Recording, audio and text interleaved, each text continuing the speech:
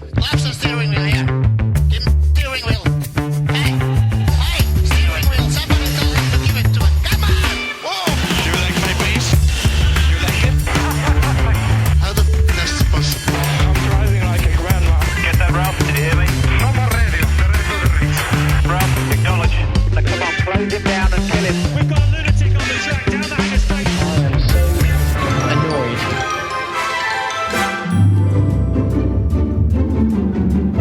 Hello and welcome back inside the Park for May for podcast number 885. This is Todd. No, Todd, not now. AKA Negative Camber. You know why I've asked you here. You must convince the villagers that I'm harmless. That's exactly what I need you to do. Tonight, for your kind consideration, we're going to cover Formula One news because that's what we do on off weekends. But before doing that, of course, you know what it means. I have to introduce my co-host. That means I got to go all the way to the right coast of our nation's capital here in the United States of the Americas. And Washington, D.C., where she applies her skills as a master statistician, a all-around government genius and expert, and the owner of the world's largest cat tree. You know her, you love her, the lovely, the Redoubtable. Grace, how you doing? I'm doing pretty good, Todd, and I don't know if you can see that high, but there is a cat way up here on the top. I can see the cat. Yeah. Oh, see? And that could be, sleeping. That's by May, so things could get a little bit fun later. It could all go down. Yeah, I tried to leave her some space to get down, but of course, will she go this way? No, she's going to go that way and knock the picture over. So just stay tuned. If you're watching, that may be the highlight of the podcast. I don't know, but I tried to leave her some, I thought, oh, this is the way you usually go. I love it. She's not going to go that way. Love it. Oh, my. Hey, a big, big welcome to all of our Patreon supporters who are joining us live in the audience right now. And we're having a great discussion. And primarily I opened a can of worms talking about some of my favorite Australian bands and acts. And so that's all good. I'm a big Neil Finn fan, Crowded House, Iva Davies, Ice House, all that good stuff. So we're talking about it. But Grace, I didn't have this in the podcast notes. I'm going to spring this on. Did you see what happened to Lando Norris this week? I heard about it, but I had a full weekend. Yeah. He had like a bandage all the way around his head and his nose, and he got cut, and it was glass. And so you want to know my conspiracy? Okay. He was out partying with Adrian Sutil. That's what it was. I like that's pretty good. So what is rumored to have actually happened? Although I like your theory. It's probably the truth. He was partying for I don't know what the celebration, King's Day or something like that in the Netherlands. And he was on a boat and somehow got cut by glass or something across his face. This is for Lewis. This is for Lewis, not sticking up for me when I was in court. Tell Lewis it was for me. That's right. Yeah, exactly. So Adrian Sutil shows up, smashes a champagne flute, starts jabbing. I like that. I think that's the best. I guess you could blame it in Miami. I mean, that does seem like a very consistent South Beach kind of thing to happen. So, yeah, right. It was just another day. There's no reason. I was just in South Beach. Now I'm cut in the face. Cut up. Yeah. I'll go. I'd be like, oh yeah, that sounds consistent. So anyone who doesn't know why we're saying Adrian Sutil or doesn't even know who that is, you have to go Google that. Look it up. Look it up because Lewis Hamilton and Adrian Sutil in a big nightclub brawl. Adrian Sutil injured another team's employee. There's a lot of. We covered this. We covered this in the off season in the big controversy podcast that the three of us did. So if you didn't listen to that.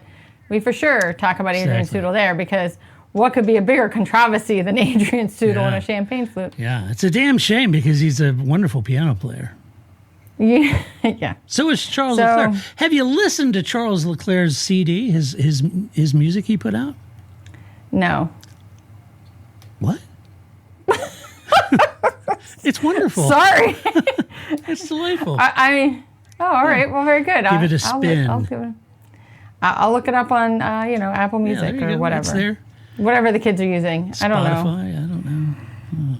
Yeah, I don't use Spotify. I never picked that up. But I don't either. I got Apple and, I pay for Apple, so I figure I might as well use that, right? Exactly. And I'm a corporate wage slave. What can I say?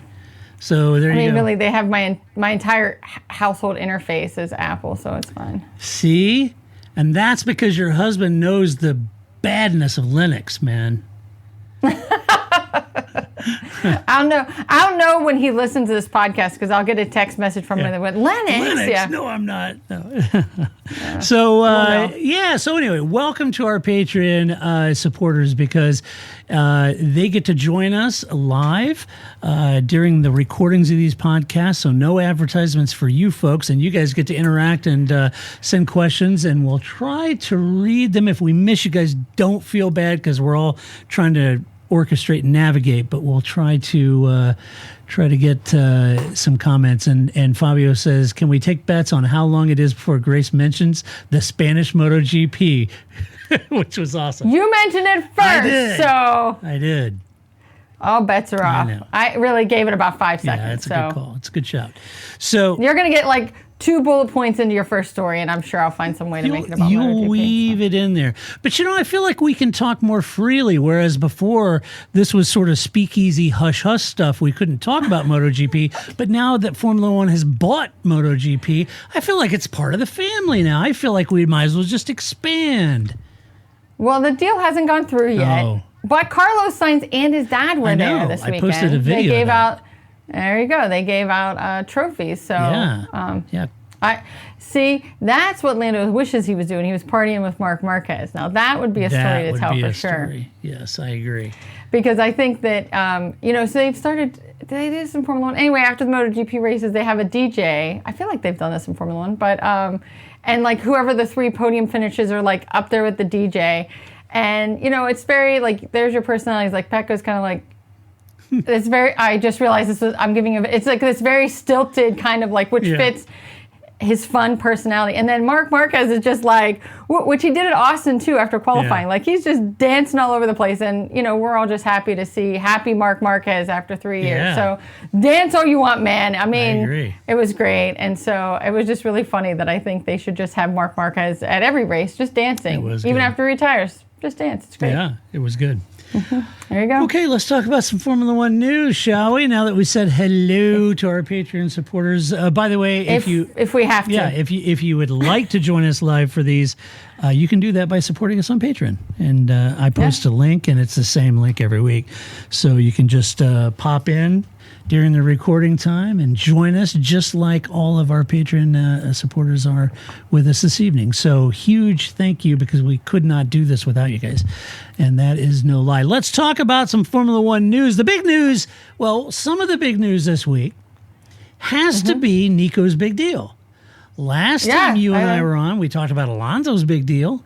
And now we're going to talk about Nico. So no mystery here, folks, that Audi is a German car maker. Nein! Mach schnell! And because of that, there may not be any secret that they may want a German driver. What are the odds? And funnily enough, to those ends, there's really only one German loitering around the paddock, and he's been doing that for 12 years, trying to get his break. They signed him up to join the team. They signed Nico Hulkenberg to join the team, not when they take over fully in 2026, although that's the key, but they are going to move him over to Sauber in 2025, next year. Right? That makes sense. So maybe it's not just because he's German on the grid. There's a couple other things. Andreas Seidel, the team boss for that team, was also running the Porsche LMP1 program back in 2015 when he won Le Mans. Who was at the wheel? Nico Hulkenberg was at the wheel winning Le Mans, right? So that was good. Now, you may wonder why they went for Nico instead of Mercedes reserve driver Mick Schumacher, who's also German. Toto Wolff's best friend, Mick Schumacher. But I'd argue that the reality is that Nico was brought in to replace Mick at Haas because he crashes less, is less expensive because of all the crashing, and he scores more points. So that's probably why they went with Nico, and I think that's a good shout. And he has a lot of experience. He does have a lot of experience. I mean, I think that's a part of it too, right? Like, because I guess because people could make the argument, right? Is that really fair to hold Haas against Mick Schumacher? Yeah. Maybe not. But Nico Hulkenberg also has a longer track record, right? And so you've seen him race at more machines, more random times. He's filled in over here, he's filled in over there, and not crash. So I think that's also part of it too. He has a lot more data points. He's been doing it a long time. Now, this may also prompt the big question. But wait a minute, what about Valtteri and Joe? I think it's pretty clear at this point with the signing of Nico Hulkenberg and the rumors in the press that they've made a big offer for Carlos Sainz, as well as Nico. I would say that Audi's looking for an all-new driver lineup to hit the ground running in 2026 when they fully take over. Nico, to your point, Grace, will be very helpful in that development phase of that car because, as you said, he's driven a lot of different cars, and he's a veteran. So could Valtteri or Joe go to Haas to replace Nico? Well, I doubt that because I think that seat is most likely to be in the crosshairs of Ollie Behrman. And you could make an argument that if Audi's looking at the Chinese market, maybe they got Nico, maybe they'll keep Joe if Audi really wants that sort of appeal to a Chinese market. I don't know. I suspect they won't. I suspect they'll have an all-new driver lineup for Audi. Whether that's all new for next year, I don't know. If they get Carlos, it will be. If they don't, they're probably not in a big rush. They could renew a contract for a year. But yeah, it's a big opportunity for Nico, though. We talked about this a few weeks ago, and I think I made the comment that while I don't think once they put Audi stickers on the side of the car that car is going to start winning races and titles, I don't think it's going to be at the back of the grid either. I don't think they're going to go through those kind of growing pains. I feel like, probably. That to me, I mean, if they do better than that, good on them. All right. But so when you think, it's a big opportunity for Nico, I do think it is a big opportunity. Not necessarily that he's going to go out and start winning races or titles, but I think it's a big opportunity to be part of a nascent program, a manufacturer program that I think could be really good for him. Yeah, and I think it's probably a nice little feather in the cap, right? I mean, he doesn't have that many years left. He has to be in his late 30s, right? How old is Nico? I don't know. And so, we could do this. And then, again, I think it also gives him both a nice development place to be. He can help the future of the sport, whatever that motivation might be. And if it doesn't really work out, it's okay. It's a new team. He saves face either way, I guess is what I'm getting at. And I will miss Valtteri. I will miss the vibes of Valtteri. I think I would just like to keep him around just for that. It's kind of like Alicia Spargo in MotoGP. 36. Oh, 36. Yeah. He's younger than I thought. All right. Yeah, he's got a good 5 years in him yet. Unless he's in the Alonso plan, and then he's got like 10 more good years, right? But I like this Valtteri. I like him around. He's fun. It's he's here for the vibes. I enjoy that. Is that going to keep him in a seat? No, and I think he's very well aware of that, and that's why he's kind of got the vibes going on. And I mean, Joe. I mean, maybe he could be the Mick Schumacher and just like sit right here over Adrian Seidl's shoulder through all the races and be their reserve driver. But I think I would bring in somebody young, and although relatively. I'm sure Joe isn't very old, but bring in somebody young and new that's in some development program that you swipe and bring that person in as your reserve rather than keeping Joe because you already have the veteran skill from Hulkenberg. It's kind of like Ian says in a Patriot chat, he says, I miss Bottas. Best interview on the grid. Kimi vibes. Oh, absolutely. That's what I'm saying. I love, we talk about, we love, I hated Sebastian Vettel, but I love bees and pick up trash Sebastian Vettel. I mean, I've never hated Valtteri Bottas the same way, but I love this guy. I love the mullets, the vibes. I just think all of it. I posted this has been quite a while ago on X, but I don't know what it is about Valtteri's life. It's just turned into a Wes Anderson movie. And it's the new Wes Anderson 100%. Valtteri. It's hilarious, you know. I love it. Let's see. Fabio says, "Do we dare to dream Nico finally getting a podium?" Steven said, "Never." I said, "Well, there you go. Could Nico get a podium? Maybe. Maybe. We'll see. That's a good question." So watch this space. So good on Nico. Glad he's got that opportunity. I definitely have time for Nico. I rate him, and he's a good driver. And I think so. You know, he's had a few moments in the past that you're kind of head scratching, and you think, should he be having those moments? But I mean, it can happen to anybody. But anyway, hope. I think his longevity is a sign of his strength and his quality. Yeah, agreed. So. Let's see. In other big news, well, you know, this is still fitting in the rumor category at this point, but it was dropped as actual news. There was a German outlet that broke the story, but the BBC said they contacted their contacts within Red Bull and verified it. So they ran with it and said that Adrian Newey is going to leave Red Bull. That's what the BBC said, and that's what the German newspaper said, and we posted and reported that that's what was being said. I'm kind of in that, I don't know.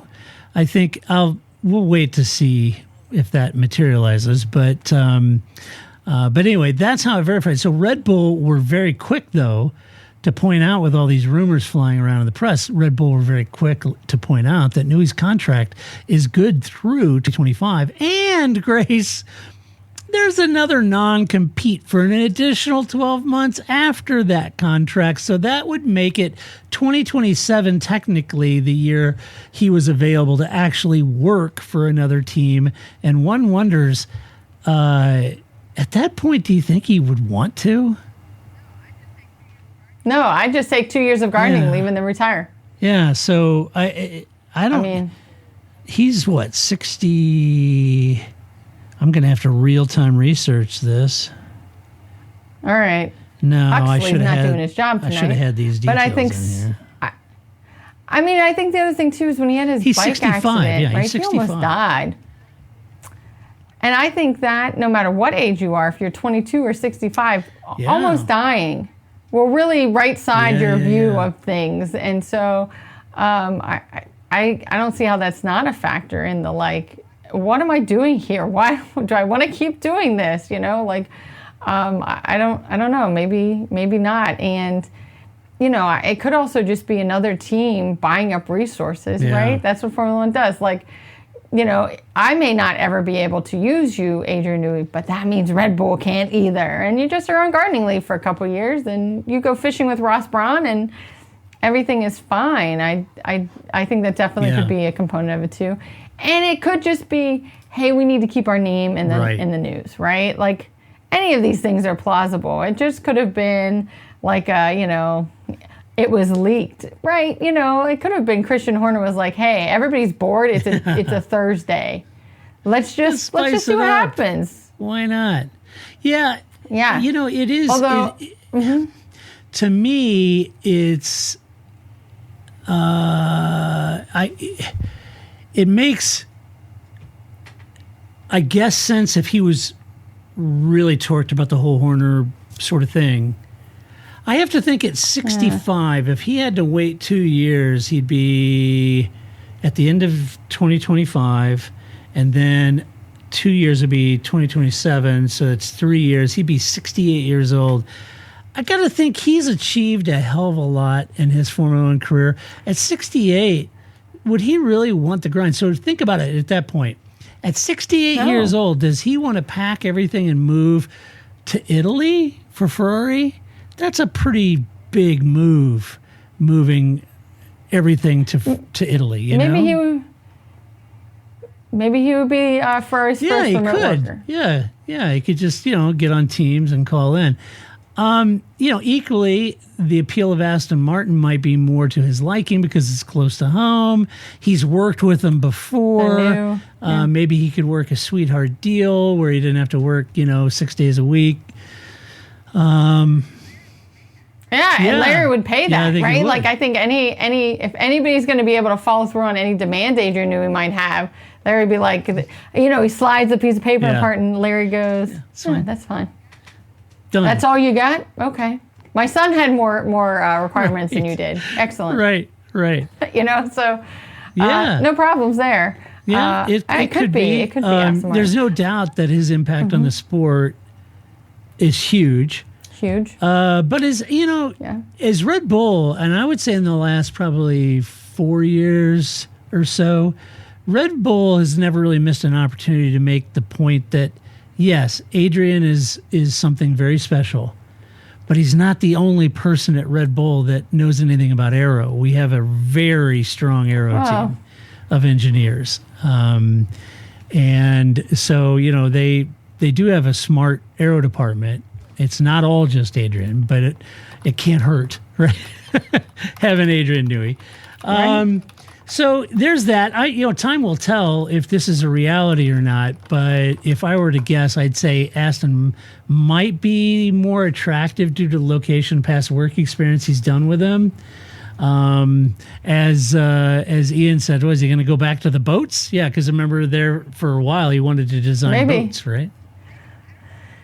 Maybe, I don't know what Ron Dennis is up to. Maybe Ron Dennis is into boats and they want to be reunited. They seem to have such a loving relationship, the two of them. Great idea. Can you imagine that with Ron? Nice, Ron. I'm all for it. I mean, we haven't seen Ron since the pandemic, so who knows what he's up to. I like it. Although, I will have to say my favorite plausible answer here, which Stephen has sent us on Twitter, was that he's actually going to go to Michael Andretti. Yes.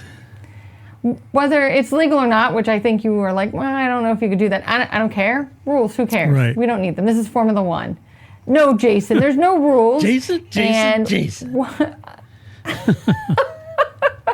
Sometimes it's a little bit of blue paint. What I think should happen, I agree. Adrian Newey going to Michael Andretti. Like, they're just like stacking it to the point that they're like, how about now? How about now? That would be funny. How about now? Like, every hula hoop they have to jump through, they're just like, how about this? I got Adrian Newey now. What could be wrong with my car? What else do you want me to do? What other hoop? Bring it, Toto. I'm ready. I got your hoops. So thank you, Stephen, for bringing that joy to my life.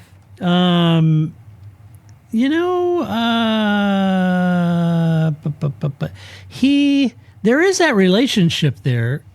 When Adrian moved over to Indy, or back in kart, he was with Haas, he was with Ray Hall, and I think he was Mario's race engineer for a time. So he would have that connection. He knows the Andrettis. Yeah. I like it. Who knows? I don't know if that makes the story better or worse, but... Yeah. He likes Mario. Michael. Marco, he's fine. Who knows? Michael.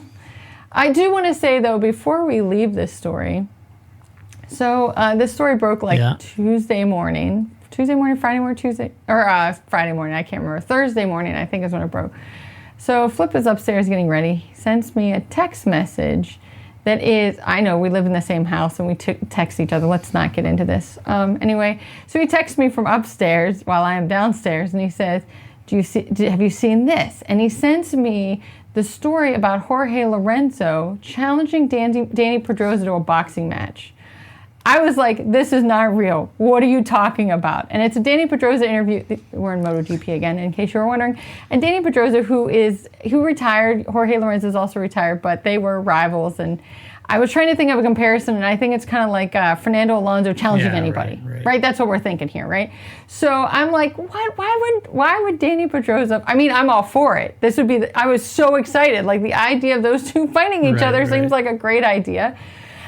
And I'm like, but that can't be true. And then I see the Adrian Newey thing, and I send that back to Flip, and he's like, what? This can't be true. So it was just like, none of these things can be true. And it turns out maybe they're both true. But I'm all here for, Jorge Lorenzo and Danny Pedrosa. And it made for great chatter. That was every question, literally, in the all the press junkets. You'd get like 3 questions in, and they were like, who do you think will win? And, or if you could fight somebody, it just kind of like grew on its own all weekend in the MotoGP paddock. Was like, who would you fight if you could have a fight with anybody? And it was just funny because, of course, they're all like, I don't know, whoever's smaller than me. Like, there's no answer. I mean, what kind of, like, you think of the, like, because you're all trying to get that George Russell kind of, like, not really taking sides, not really, unless you're Jack Miller, who was just like, well, I'll fight you all, whatever.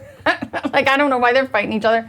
I'll fight them. But, yeah, it was great. And you could just see the kind of like by Saturday, they're kind of like, okay, this is great that you're all very amused by this, but we've moved on now. So that is good. But yeah, it was great. It was a great. Me idea. too. I hope it happens. Let's see. In other news, a public service announcement for those of you over in the States, F1 all night, F1 all day. To quote Diamond Dave, all night, all Dave. Formula One has announced a new free streaming channel in the United States that will carry race replays and highlights of F1 and its feeder series and past Grand Prix with evergreen content, they call it. The channel is supposed to be a 24/7 streaming service, which will launch this weekend of the Miami Grand Prix. Where can you watch it? Samsung TV Plus. I don't have that. Amazon Freevee. Nope. Which is like the world's worst name. I've never even heard of that. And Pluto TV. Pluto TV is like what my doctor's office plays. I don't. Yeah, I'm sure. I guess assume I I must do. have that. I haven't looked for Pluto TV. I do get Amazon Freevee. Yeah. I guess. I mean, I don't know. I do think that if we're gonna be, we're gonna need better outfits if we're gonna be hanging out with All Day Dave. I mean, I'm not dressed. I'm t-shirts and jeans. This isn't going to cut it. I need more sparkles. Spandex. I need bigger hair. Yep. Yeah, exactly. This is not going to cut it.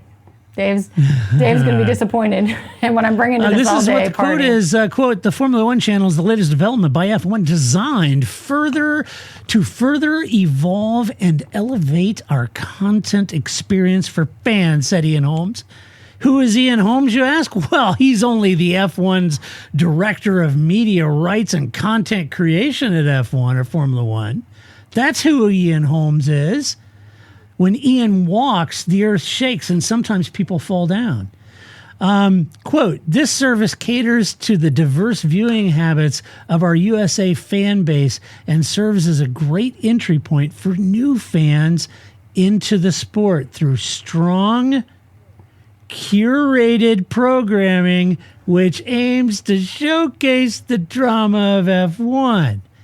Together with C15 Studio, we hope to develop the Formula One channel into an industry-leading product that serves alongside our existing live broadcast offering with ESPN and F1 TV to give fans a truly comprehensive F1 offering. I'm not reading the rest of this shit.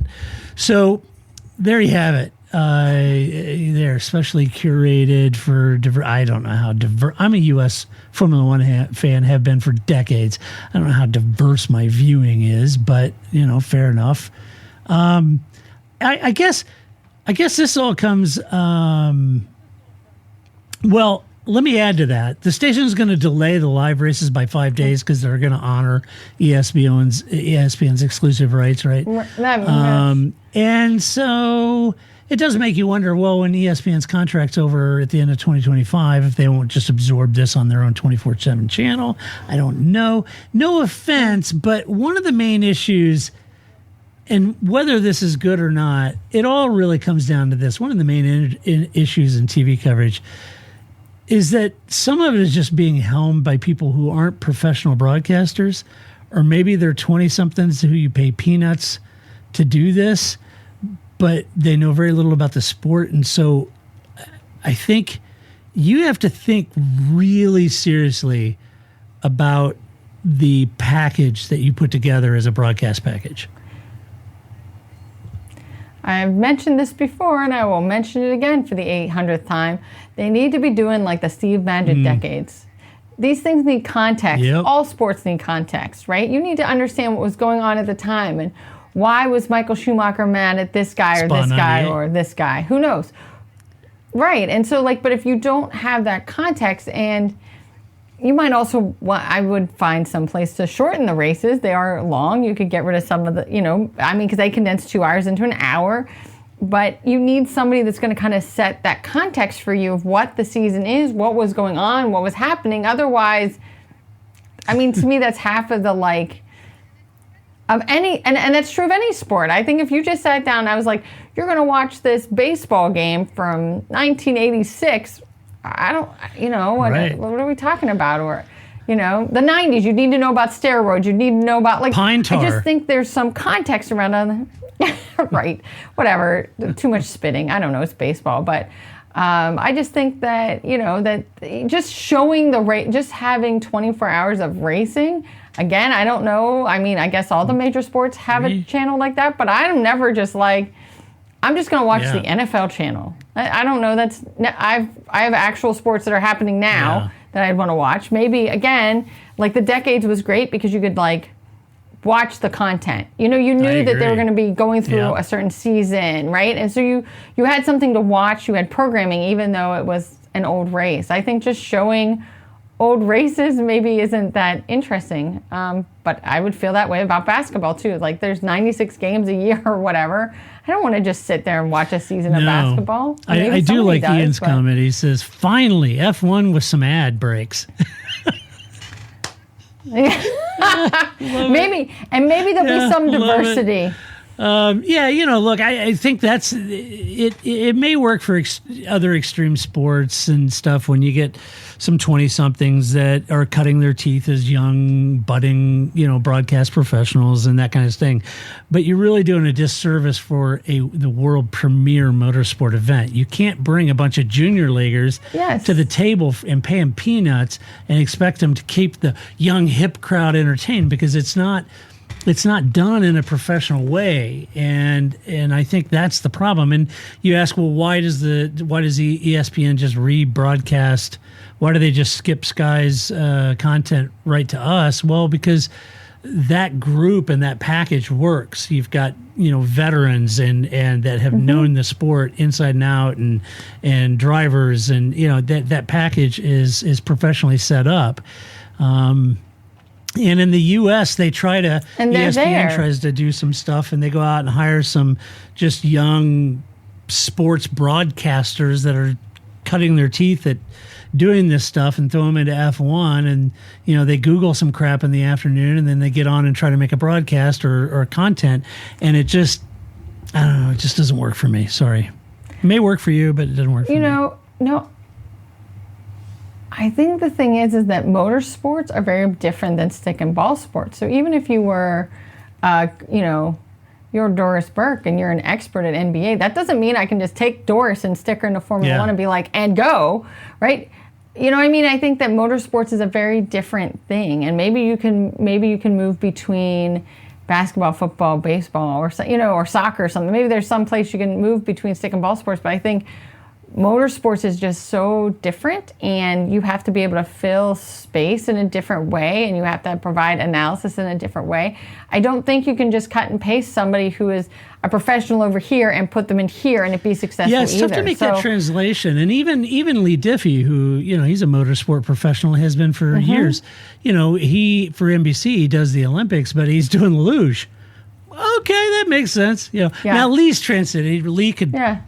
Lee could call the biathlon, but I understand that, right? He's been doing it for a long time. It's the same reason that, Simon or Pink or I'd say Rachel. Rachel right now, I think she's fantastic, and I think you could take Rachel and put her on a football pitch, and have her cover Premier League soccer or football, and she'd be world class at it because she's a professional, and she's good at it, and.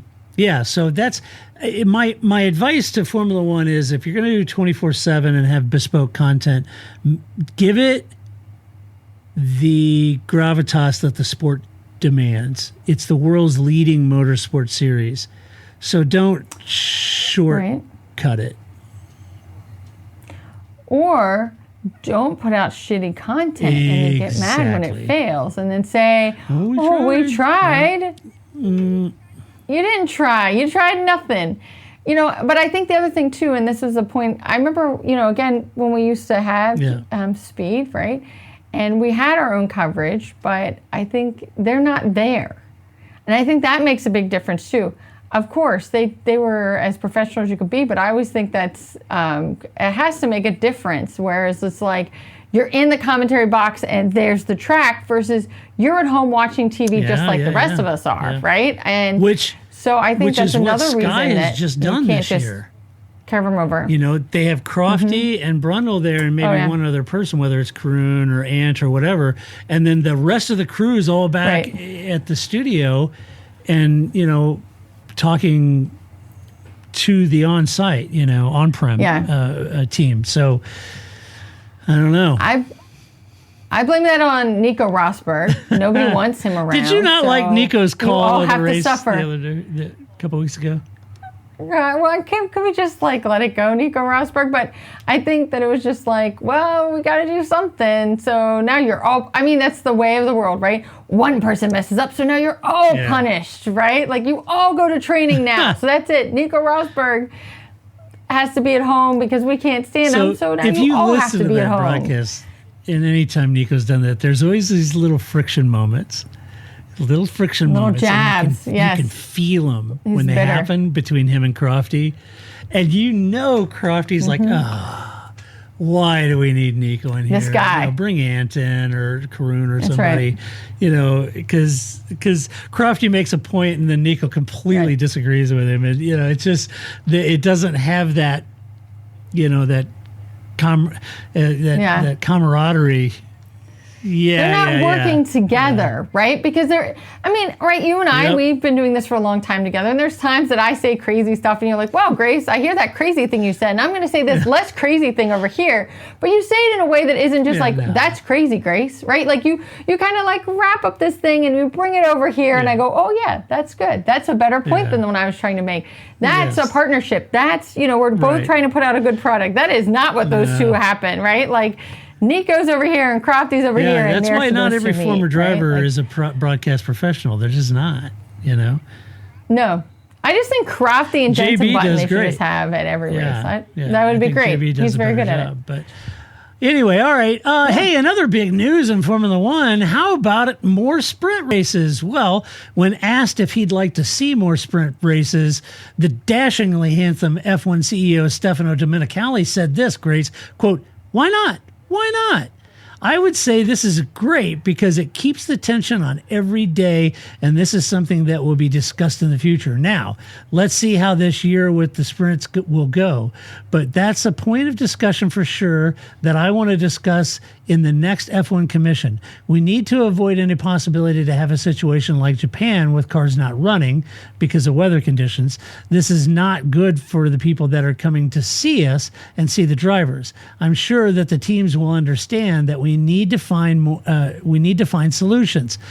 I think you still run the risk of, and this is me talking, but I'll let you comment on that first before I go into my thoughts.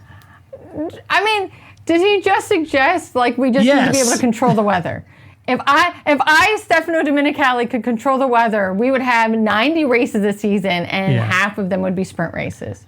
If I could control the weather, I'm sorry. I don't know, Stefano. The planet's an awfully damn big thing, and I don't know that Formula One can control it. It gets wet. I don't know, but no more sprints. You already have too many. You have too many Formula One, no sprints. My thought on that is I think sprints. You still run the risk of burning the teams out. There's 24 races, and when you start adding a lot more sprints, I think that is going to start burning them out. I sit at That's home what I'm and saying. I'm burnt out. I don't even leave my couch, I said and I've had that enough. Adding more sprints would be tough on everyone, including viewers, right?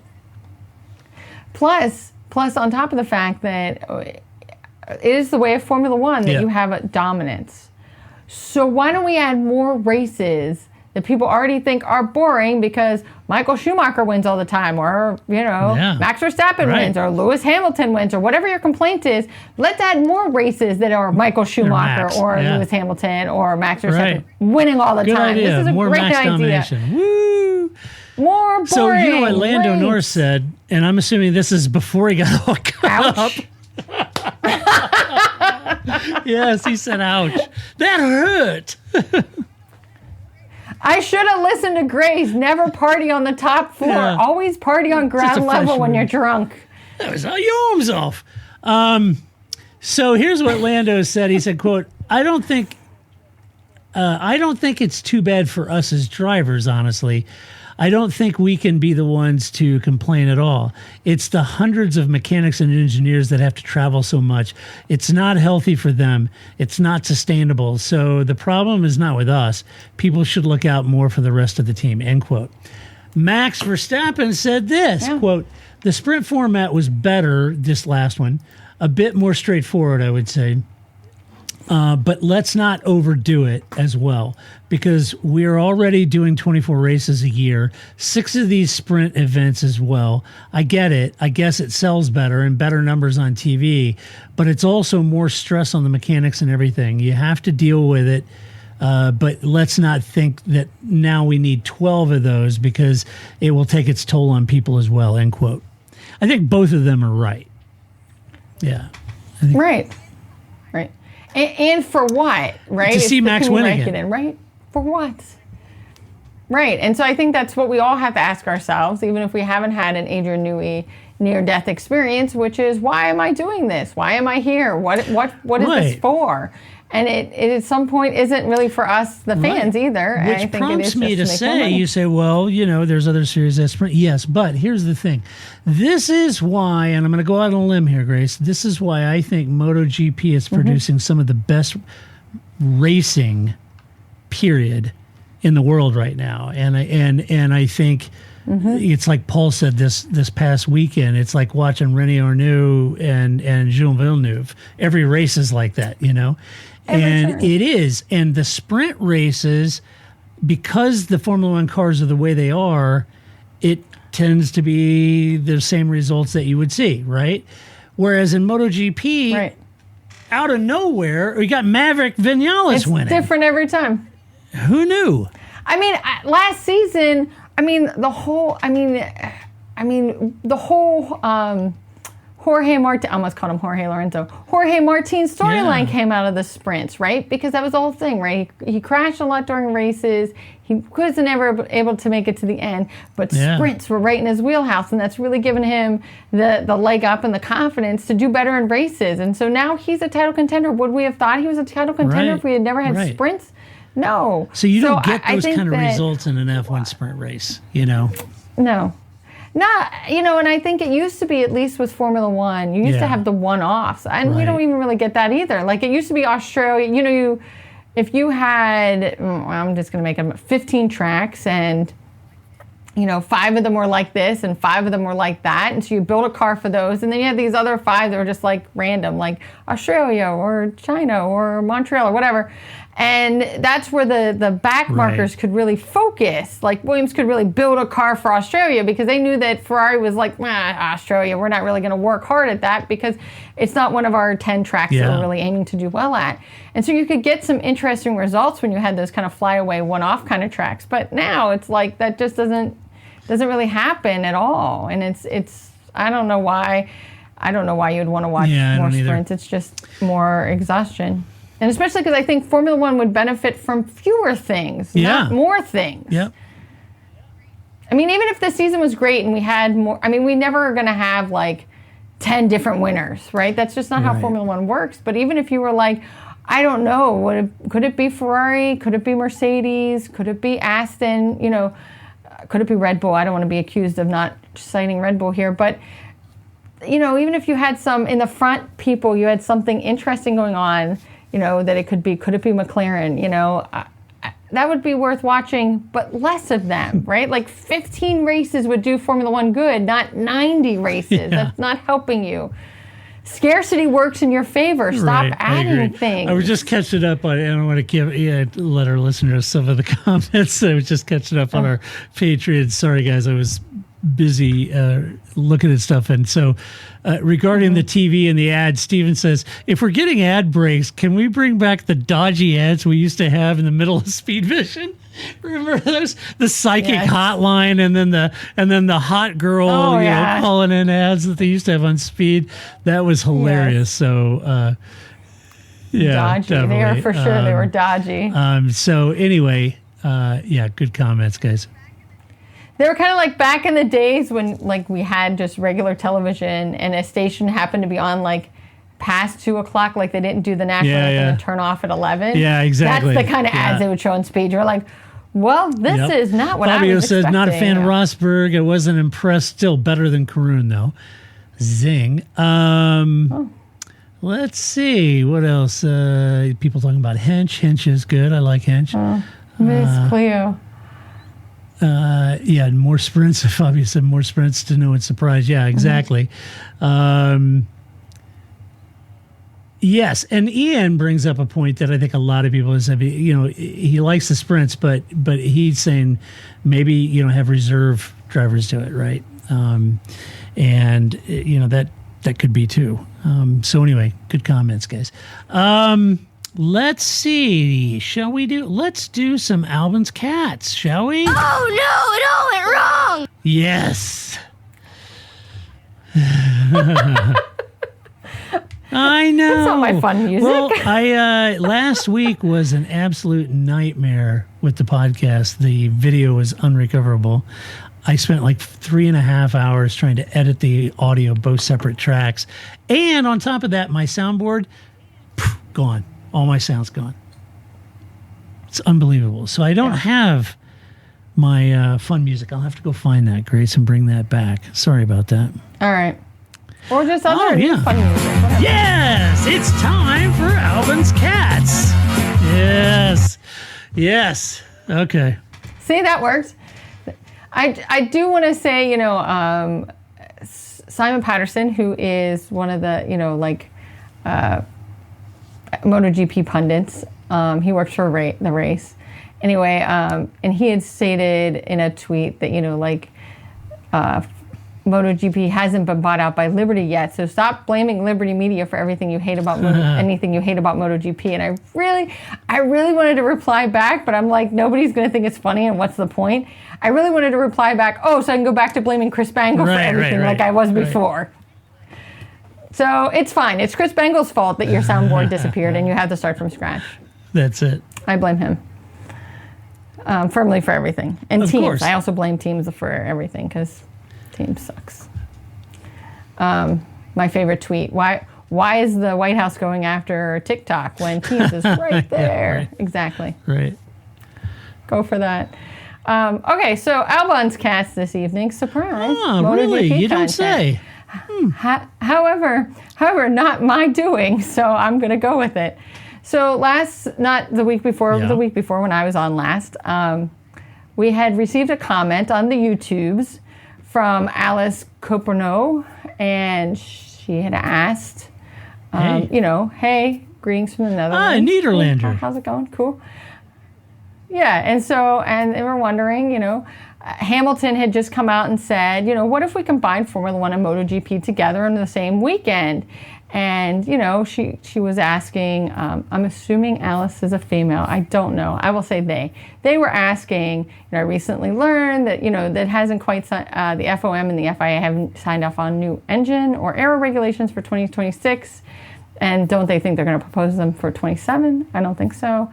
But I really wanted to kind of talk more about the, Lewis Hamilton story because we didn't really get into that had kind of just come out when we had talked about it. And I thought this would be a nice place. We kind of talked about Liberty Media's role in MotoGP and Formula One when that story kind of broke, and the deal isn't quite done. But I thought, I was like, this is some good content. Gets me to talk about MotoGP, and not all my fault. So thank you, Alice, for bringing this up. This was a very good point. So to me, I thought it made sense that Lewis Hamilton said, what if we ran them both together? Because to me, I watch both. I've watched both. Anybody who's been listening to this show knows that I watch both because I mention it every week that I watch both. I think Formula One needs MotoGP. MotoGP does not want nor is interested in Formula One because just like in the United States, New York City is everything. Like nothing counts in the United States until it happens in New York City. Once it happens in New York City, it's a real thing. And it must be how, I know the limited times I've been to Europe, that's how it felt as an American. The Europeans knew a lot of stuff that I'm like, why do you know that? Because my news is their news, right? If it doesn't happen in the United States, it doesn't count in the rest of the world. They all know our news, things that I was like, I don't know why you know that. So I think it's the same. MotoGP is very aware of Formula One. They are New York City. We know everything you do. I don't need more Formula One. I already got it in New York City. Thanks. You can keep it to yourself. You know, and that must be how Europeans feel about Americans. You're good. You can keep it yourself. We hear enough about your news. But I think that Formula One has an interest in MotoGP and there's stuff they can learn. Now, I don't mean that to say that MotoGP is perfect. There are plenty of spaces that it could improve. I do think there are spaces where Liberty Media could help them. But I also would be disingenuous if I also didn't mention I am always concerned that this is just to buy out their competition. It makes me nervous. And maybe that is unfounded. I don't know. But it does, like, if Liberty is really buying MotoGP to help make Formula One better and MotoGP better, that's great. If they're buying MotoGP to make it less, when they're finally just getting on that upswing, well, that's not going to make me happy. So, of course, I have that concern as well. But I thought it was interesting to think about what this relationship between Formula One and MotoGP might be, the way Hamilton was talking about it. Interesting point. Which makes me wonder... What the hell? What does it all mean, Basil? I think what I have to go on, Grace, would be what John Malone, the CEO of Liberty, said prior to buying Formula One. So if I go back to Liberty Media's interest in Formula One and ultimate acquisition of Formula One, and what was... There were many factors, I'm sure, and many prime movers of why they did. But the stated ones, and I watched this lengthy interview with Malone about their interest and why. And it was a really intriguing interview, and I'm sure you could find it on YouTube somewhere, but it was an intriguing interview about, and remember, contextually at the time this happened, the comment was that platforms or whatever, you know, that's not where it's at. It's content. And they were getting out of being a platform ISP provider, you know, like, you know, Spectrum or Comcast or AT&T or Verizon. The platforms, they weren't interested anymore. It was really all about content, and content is king. And so for them, they wanted Formula One because it was a premier sport, and they felt that it was a sport that was underserved, and from a perspective of marketing and outreach and extrapolating the most out of the sport that you possibly could, because it was so closely held, right? And so from their perspective, they felt it was a bit of an orphan sport that showed very large upside potential. So they acquired it and did so to create all the content. And I would say they've done a yeoman's job of it, because Drive Survive has been, you know, fantastic content that's led to an explosive growth of the sport. So mission accomplished. Now, whether that's sustainable in the long term and they can retain, and if those fans, if there's enough stickiness to the sport to keep those new fans, or if they get bored and leave, that's up to Formula One to decide. I would argue they also see MotoGP in a very similar light. MotoGP is all the rage in Italy and Spain, but not so much in the rest of the world. Right. And so they're going to be looking at this as a decidedly European series that's a global sport that could be expanded to 2 or 3 races in the States, and they're going to run that same model. And I think they view MotoGP, again, as a bit of an orphan sport that can be exploited as content creation and really do sort of an F1 job. And at the time when this announcement came out, I said, all in all, it'll be a net good for MotoGP, but it will not happen. There will be moments of silliness and heartburn along the way, as there has been with F1, right? So I would expect that. So in that context, I think that's probably my hunch. My guess is be why they bought it. And the flip side of that is running both series on the same weekend at the same event. Well, there are venues that both run that are grade 1 that they could. Coda's one. Sure. And what better place to do a joint MotoGP F1 race than a Coda in the U.S., right? So I could see them doing that. Right. Would I see them doing that continuously for a long term? No. But I could see them doing a special 1 or 2 off to siphon some of the Formula One fans into the MotoGP fandom. And I could see them doing that. They're going to want to take advantage of the eyeballs they've gained in Formula One, and they want to move them over to MotoGP too, right? And then they'll just come to MotoGP and never they go might, back to because Formula One MotoGP is producing fantastic racing. So that's my hunch in the whole scheme of things. I like that view better. I mean, again, there's that part of me that's the skeptic McLaren fan. I think you're right. I mean, right? Like, I think if I was an outsider, I agree with you that makes sense. That for the same reasons that Liberty Media acquired Formula One, they're interested in acquiring MotoGP. But I am a skeptic McLaren fan, and there always is that part of me that's not willing to let that other shoe drop. But I think that I think my point is I still think that I just don't think MotoGP fans are in it for Formula One. I don't think they are interested. I think they know about it, and if they are interested, like I'm interested in both, they already watch both. There is no MotoGP eyeballs being gained by Formula One. You think it's easier to be a Formula One fan and become a MotoGP fan than being a MotoGP fan and becoming an F1 fan? So I think maybe this doesn't quite answer the question. I think that if I had a friend that was like, Grace, you do a motorsports podcast. What? Tell me about this. What should I be watching? I would always start a person watching MotoGP. I think, even though I've never ridden a bike in my life, I would rather not. Which is funny too, because it's always like the second question, like, oh, who's your rider and do you have a bike? I don't have a bike, and I'm not sure I really want to start that, but. I think that there's just not. Yeah, I don't know that there's the same sort of stomach for both of those both directions. I think it is interesting because you and I know several MotoGP folks who do podcasts and who cover the sport, and they're all really good people, by the way. And I think in over at Moto Pod and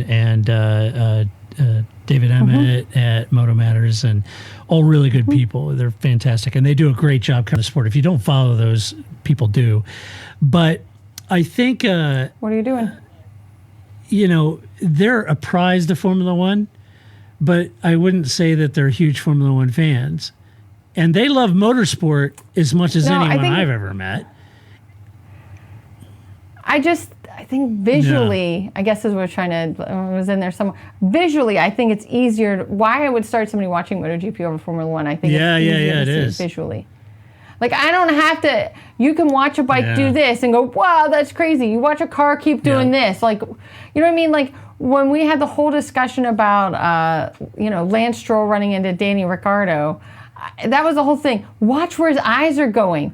You don't need to watch where Marc Marquez's eyes are going because he just ran right into, Pecco Bagnaia. I didn't need to watch his eyes, right? Like, he ran into him. And so I think that, I think that to me is a lot easier, even though I neither drive a sports car nor ride a bike, that I just think that's, to me, it's easier to see that there's something interesting there to watch, that even the most interesting Formula One race is never going to have that ease to it because, especially on television, I do think they're getting better at, which I've been complaining about for the 20 years we've been doing this show. I do think they're getting better at giving you the, at-track experience of like where you just sit in a corner and you can watch. Because I think that's the only way you can really get that same experience in Formula One. Like, sit in a corner with Paul Charsley and watch the lines. Well, now you have the capacity to do that in a way that 20 years ago you didn't. And you could really get a feel for what makes Fernando Alonso or Lewis Hamilton or Max Verstappen different from each other, which is harder to explain to somebody, as opposed to, again, even on the bikes, you can their lines are so much easier to see. You can see that in that turn, Pecco goes much wider than Mark does every time they go through that turn. Or in that sector, you can see, you know what I mean? It's just because the bikes are smaller, you can just see what lines are taking in a lot easier way than you can in Formula One. So I think that's an easier sell. And I think that the personalities are there. It's not quite the, because when Flip and I were talking about it, he's like, well, I don't know, that it's as like, there's like, it's not as fisticuffy, if you will, I guess, as it is in Formula One. You don't have the Lewis Hamilton fans and the Max Verstappen fans. And I was like, yeah, it's just because you didn't watch during Rossi and Marquez and Casey Jorge Stoner. Lorenzo and Danny Pedrosa. Right, like I think this is right. I get it. Right now, it's kind of pretty chill, except for maybe Mark Marquez. Yeah, But Rossi. it wasn't that way, and it won't be that way again. Right. I said I think it's just right at this moment. You're kind of like, these personalities, they all kind of seem to get along, but that'll change. It also takes what Miller Time one posted person in the something comments or Patreon comments. He says, "Is MotoGP fan the same as an F1 fan?" And I think that's ultimately a really good question. Ian said that he had heard that there's like a 40% overlap of MotoGP to F1 fan, maybe a 40% cross pollination. I would be part of that 40%, I think that's true. Ian, because I am an overlap fan of that. But there again, I'm a bit of an anorak. I love Le Mans. I love WC. I love IMSA. I watched the IndyCar race with the mannequin on the track, this weekend. So I watch a lot of it. And then Miller Time says, so what we're coming to the conclusion of is that there will be a new Netflix series, One Knee Down, the exciting series to answer if anyone has an answer for Marquez. Yes. That's correct. Yeah. And the answer is probably not. But I think that, I think in that sense that there probably isn't. I don't think that, I didn't get the sense of, I've only ever gone to a handful of both races, right, here in the United States. I am here for Liberty Media giving me more races in America. That'd be great. Go to Knoxville. That would be great. Go back to Laguna Seca. That would be great. Don't go to Indy. That's the one MotoGP race I saw. But yeah, don't go back there. But I think you could gain more Formula One fans watching MotoGP, and that would be great. And I think they would really benefit from that. And I guess you could do a one-off in Australia, but I don't know how much. I don't know how much those fan bases really would want to mingle with each other. I just don't think they're. Maybe the MotoGP. It'd be like the old movie Warriors, the MotoGP, the Sharks, and they'd come down and fight, F1 fans. So who knows? Except literally there's nothing in that movie because now we have technology, right? Like everything in that movie is based on the fact that we had no technology. You can go back to the Jets and the Sharks. So anyway. Let's see. Do you want to do? Right. I got some no shit headlines. You want to hear them? All right, here we go. First one up. Do it. Sure. Quote, what to expect from F1's new rear wing camera? End quote. An uncluttered view. The guy of the behind them? If there's something other than that, I watched Mark Marquez's ass cam all weekend, so I've kind of seen that. So I don't. Are we breaking ground? Is there something different from that? I don't know. I don't know, and especially because in Formula One, with Formula One TV, right? I could just watch Carlos Sainz view the whole race if I wanted to, I don't know, right? We'll see. I don't know, maybe they got something planned.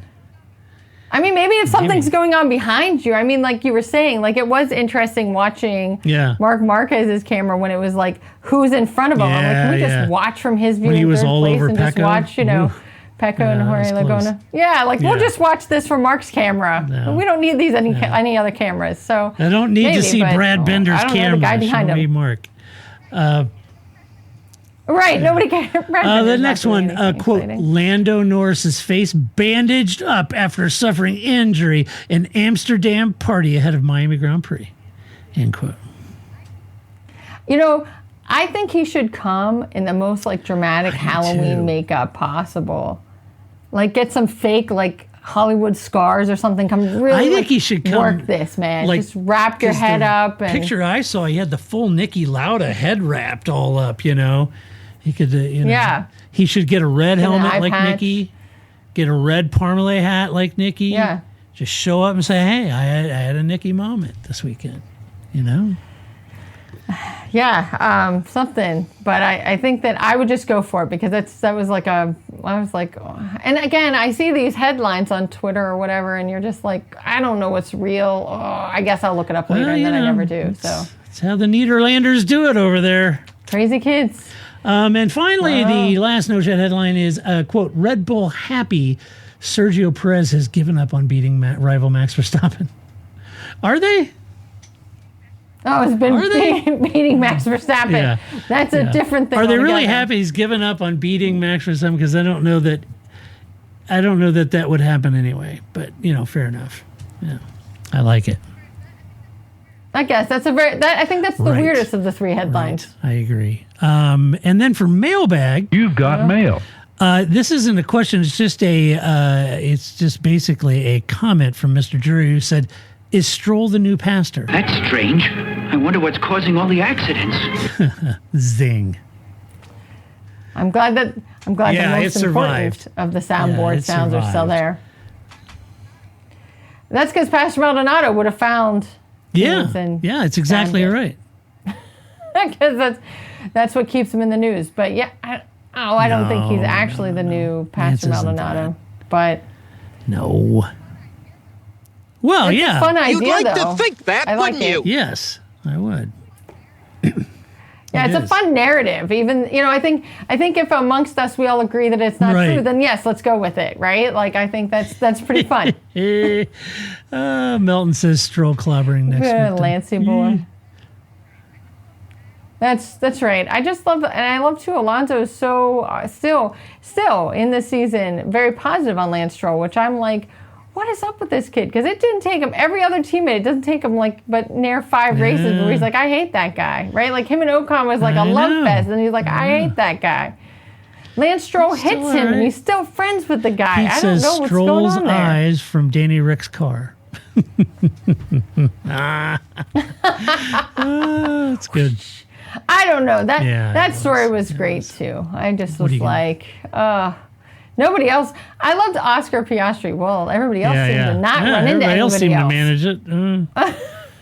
Yeah. We all seem to get it. I don't know why you couldn't do it, Lance. All right. Well, that does it for this show, this episode. But we will be back. Yes, we will. It's the Miami Grand Prix. We'll be back with one Paul Charsley, the International, to review that race.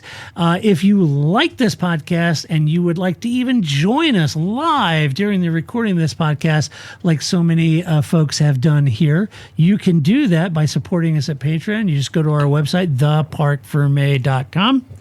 On the right-hand side and at the bottom, it says support us, and you can click on that and support us for as little as $1 a month. We could not and would not do this podcast if it wasn't for all of you who are currently in our chat watching us live. Thank you so much for your kind support, folks. We are so grateful that you are here and that you are supporting us and making this all possible. If you like the podcast, go to your podcast player, give us a favorable rating over there, give us a little love. We would appreciate that. As always, you can share your opinions at theparkforme.com or on our socials. You can do that as well. And until next week, when we do this all over again for the Miami Grand Prix, this is Todd, a.k.a. Negative Camera, saying so long, Grace. That's it, man. Game over, man. It's game over. I don't feel I've got to prove at all. I don't really want to prove anything. I started as an amateur with no idea or no intention of becoming world champion. I was curious to find out what it was like to drive a car fast, to drive on a certain circuit, to drive a certain type of car.